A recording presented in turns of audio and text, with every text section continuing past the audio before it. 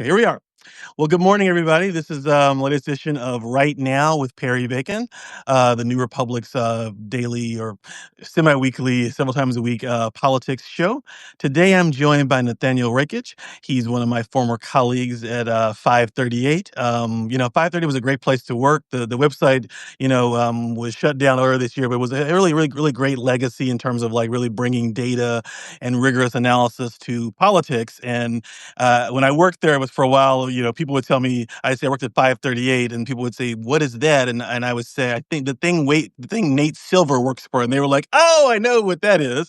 But in reality, Nate Silver's great, nothing against him, but we had a really great staff in addition to Nate, of a lot of people who've done really great work before 538 and after 538 as well. Nathaniel's one of those people. We had a really great staff, and so I'm happy to have him on. Good morning, good to see you. Good morning, Perry. It's great to see you. It was funny because whenever I would say to people, I'll be like, "Yo, where do you work?" And I would say like 538. The reaction was always either I have no idea what that is, or "Oh my God, 538! That's so cool. They do such great work," right? So it was like we had a small but devoted following, which was really lovely. I guess obviously the small part was not enough in the end, but yeah, thank you.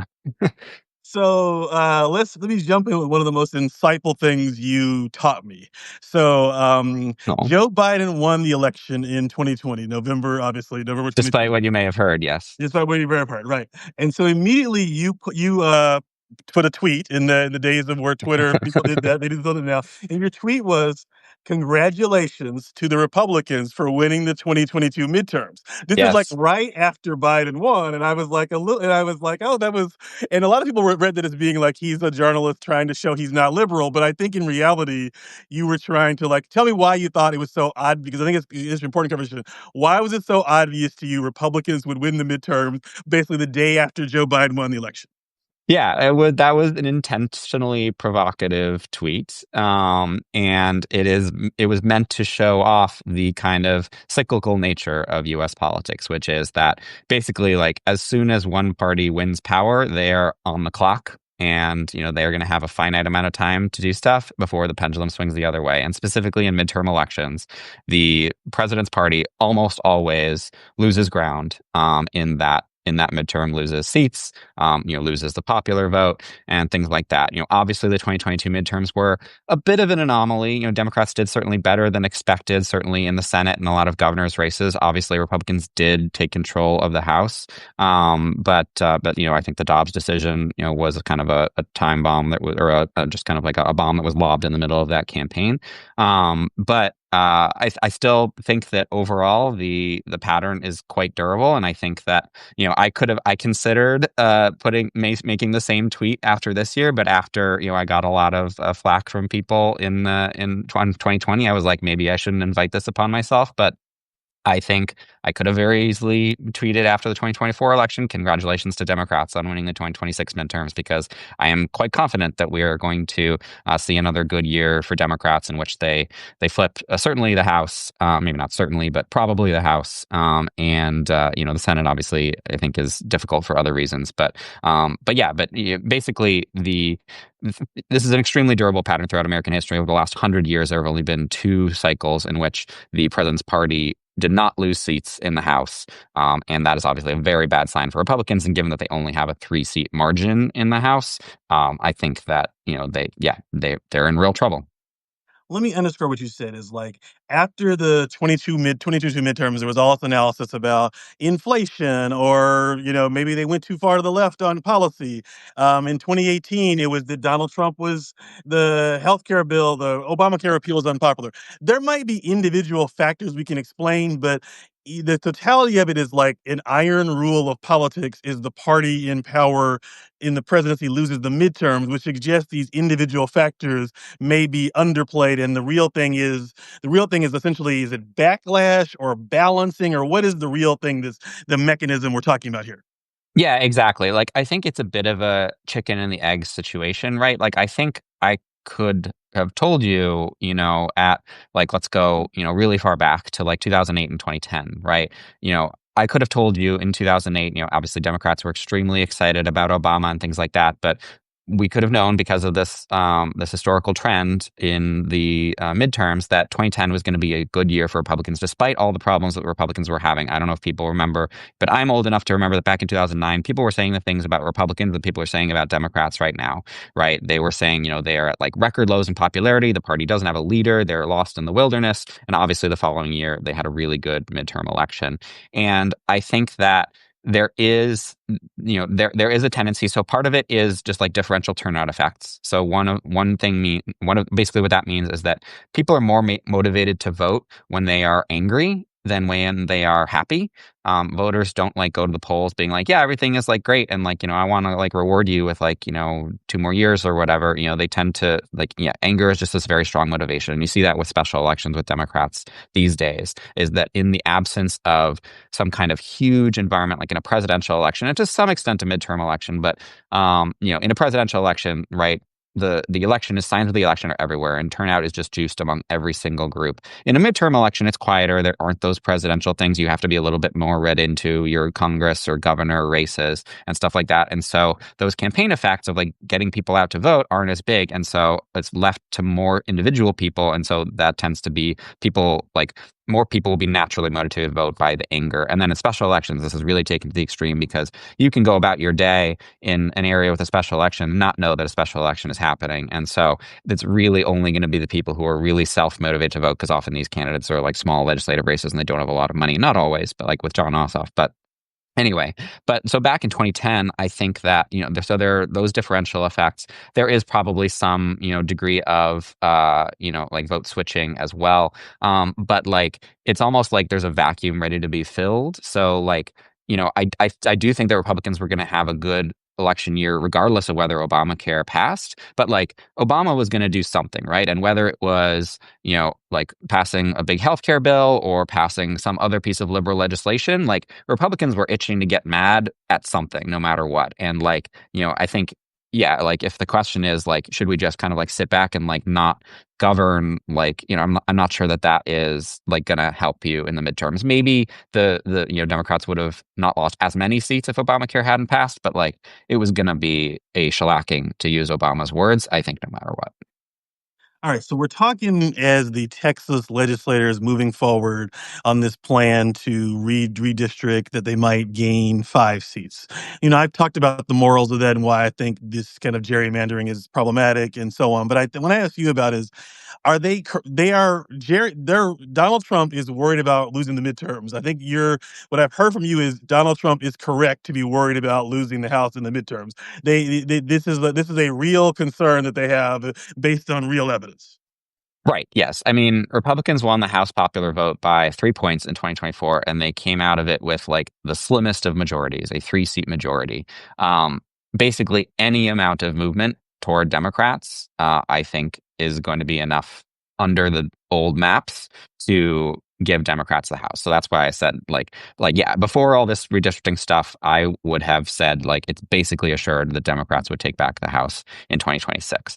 I think so. Yes, like basically, I think the only way, not to give Republicans ideas, because I do think that mid-decade redistricting and also gerrymandering in general is normatively bad, and we should be encouraging competitive elections that reflect the will of the people in every state. But I think the only way that Republicans are going to take control of the House is by basically drawing these maps that favor them and kind of lock in additional Republican gains. I think that, quite frankly, Democrats are still favored to take over the House, right? So like currently, without the Texas map passing, they need to flip 3 seats. That, as I mentioned, is like extremely easy and has basically been done by the opposition party in virtually every election over the last 100 years. Even with the Texas map, and assuming California doesn't do anything or somebody else, they still only need to flip 8 seats, which is not a huge hurdle. Like, I think that based on, again, historical trends, it usually is like a couple dozen seats on average that the president's party loses.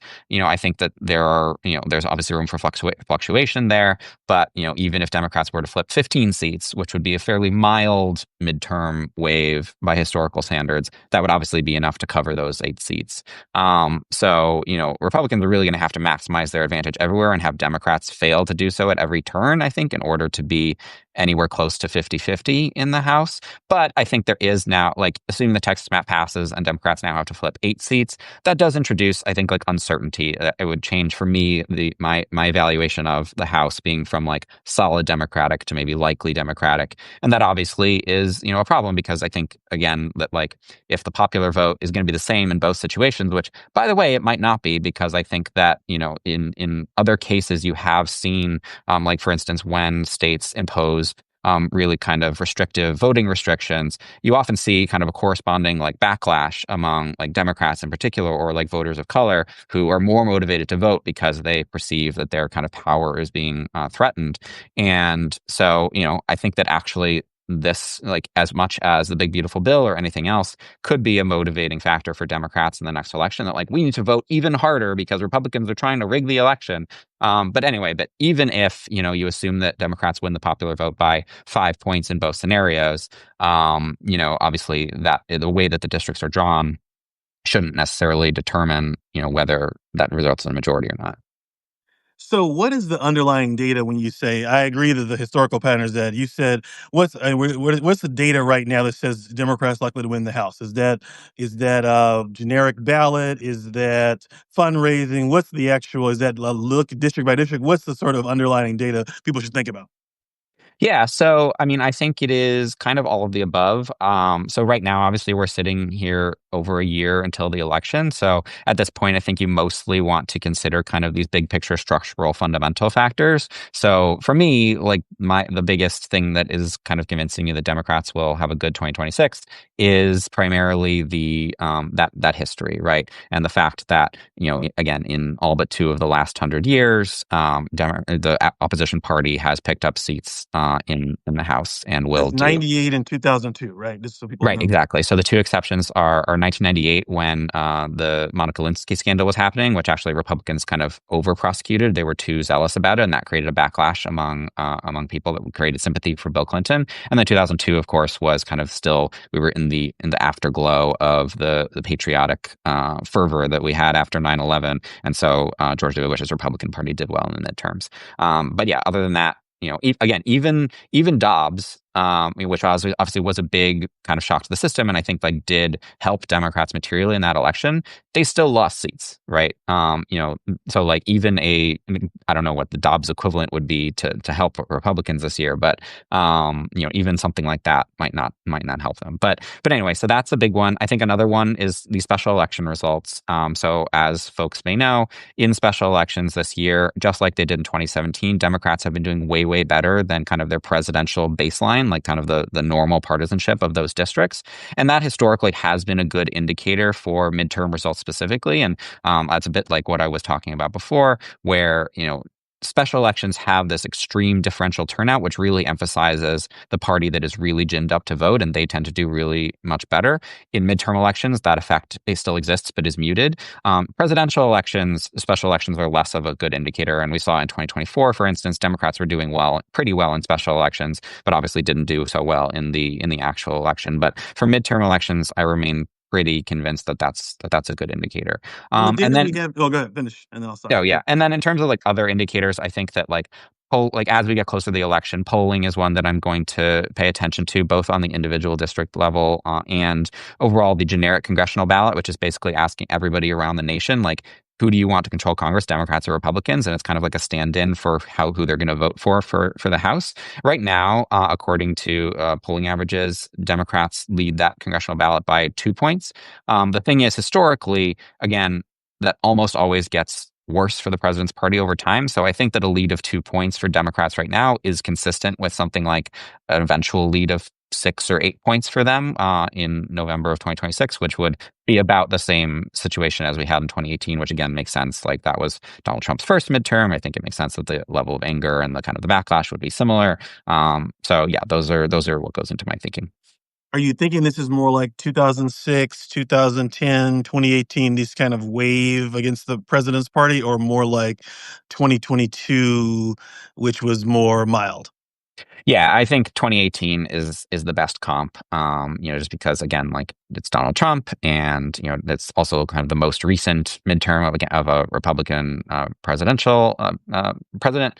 I think 2022, was again a fluke, partially because of Dobbs, partially because Democrats have become the party of the types of people who vote in special elections, which is basically like college educated, highly like news following people. And so kind of in 2002, you had like kind of like basically like three factors working at odds with each other. One was the fact that you did have an unpopular Democratic president, and that was good for Republicans. But then you had the Dobbs decision, which motivated Democrats. And then you also had the fact that demographically, Democrats have just been getting more like, so if you compare it to like 2014, which was the previous Democratic midterm year, Democrats were just a much more frankly like white college educated party, and so like they were more likely to vote in special elections, so that kind of like canceled out some of the kind of anti-Biden effects of that midterm. But and today all those kind of indicators are pointing in the same direction. Democrats are highly motivated against Trump, and they are the party that is most likely to turn out. So yeah, 2018 I think is a good comp. So the one thing the one pushback I had, the one question I would ask is something along the lines of, are we in a point where the polarization or the everyone knows who they're voting for is such to where House elections are going to be more stable? Because it's like 2022, 2024. Yeah. Are we in a place where just maybe the swing is 215 to 220 and then 220 to 215 or 230? Is the number of seats each party can gain? Let's just say there's no gerrymandering, much more. Yeah. I think the House in 2009 was maybe 250 Democrats, something like that. Are the bounds of that much smaller now?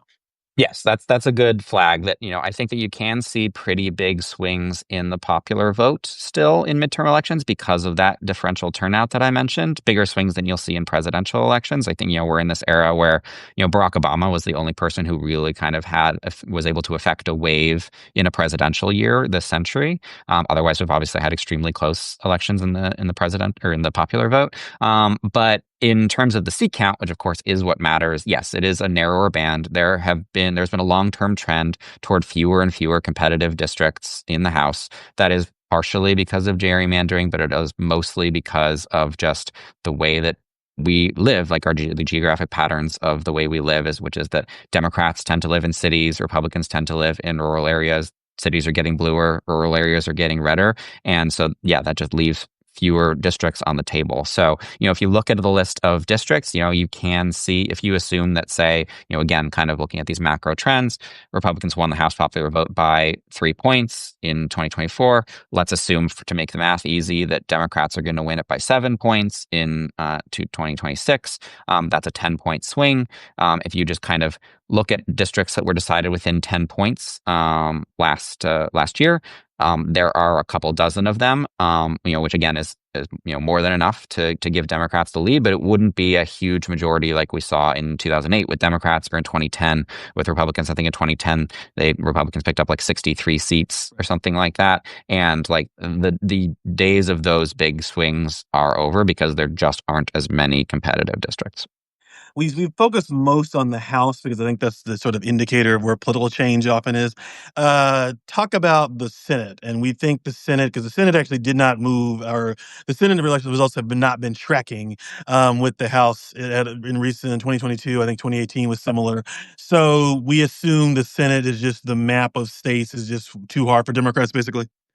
Yeah, so exactly. So so the Senate does not show as durable of a pattern historically of the president's party losing seats, and the reason for that isn't necessarily the kind of underlying mood. It is because of it's just kind of a game of chance of which seats are up, right? And like you could have a really Democratic leaning year, but if every state that's electing a senator is like a place like Wyoming or Louisiana, or even like Texas, like Democrats aren't going to do too well because they just don't have those opportunities in swing states. And obviously there are also fewer and fewer swing states, like, arguably only like 6 or 7.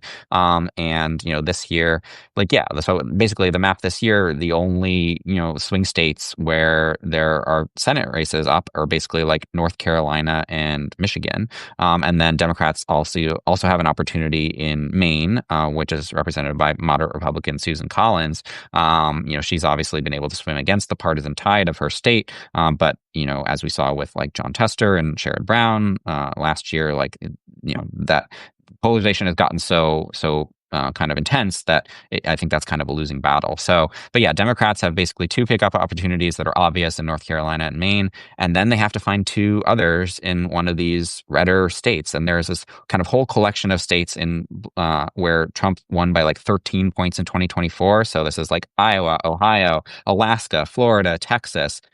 So if Democrats can reach, those kinds of heights where they're winning states or districts that Trump carried by 13 points, then they're golden. But that's a pretty high bar to climb, even in a really big midterm backlash environment. Obviously, maybe folks saw yesterday Sherrod Brown, or it was reported that Sherrod Brown would jump into the race in Ohio. Obviously, he would be a very strong candidate, kind of like a quasi incumbent.